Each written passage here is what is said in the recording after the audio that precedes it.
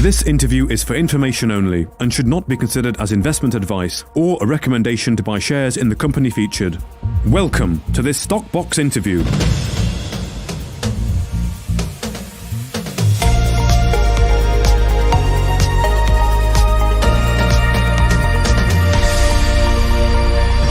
Joining us today is George Roach, the CEO of Premier African Minerals. So this is the second time we're speaking in the same week. George, good to have you on again. How are you doing?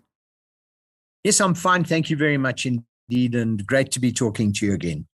Yes, well, thank you for coming on. Of course, we're here to discuss the RNS that came out yesterday, which was the exchange of Prem shares for the holding in Vortex. So as I understand, Vortex have exchanged Prem shares in Circum for shares in Vortex, but effectively the situation remains the same for Prem. Could you lay out in layman's terms what's actually happened here?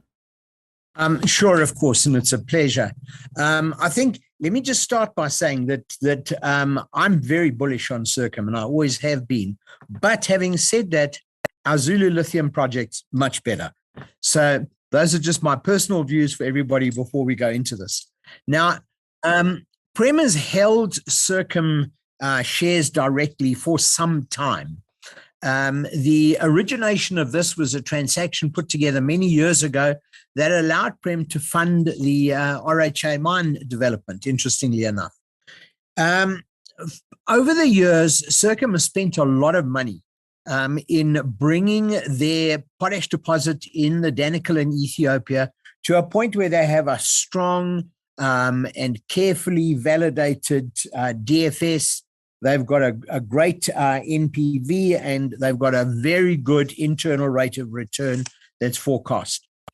So one of the issues with it has been trying to arrange for Prem that point of liquidity, which we all want, and we would love to have some cash to be able to develop other projects and so on.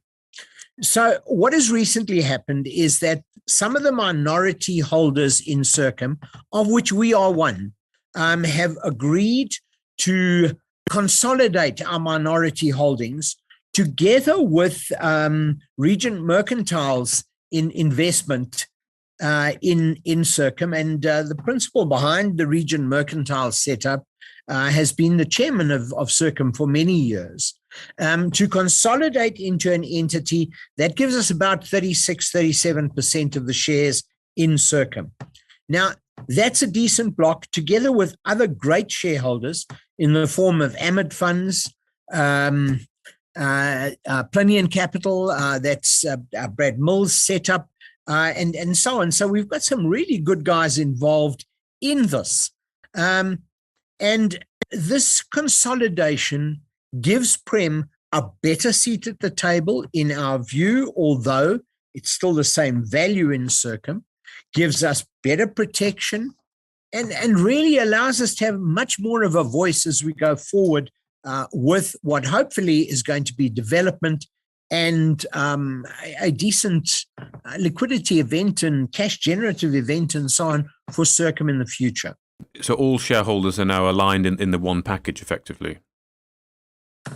Oh, absolutely. And there's a strong allegiance, as I understand it, amongst the major Circum shareholders now, with a common focus to get this developed and return real value to the shareholders as quickly as possible. So from that point of view, I'm excited about it. I'm pretty sure, personal view, that the Ethiopians are going to settle the disputes that they have at the moment. It's a great country and it needs to go forward. And this is a great project with a lot of support from the government in Ethiopia. So in terms of the day-to-day operations then, will Prem be involved at all in the day-to-day, or is it more a passive investment here? And is it possible to think about valuations and what you're perhaps looking at for the valuation attributed to Prem? Yes, well, to deal with the first question first, we're in a much better position than we were before.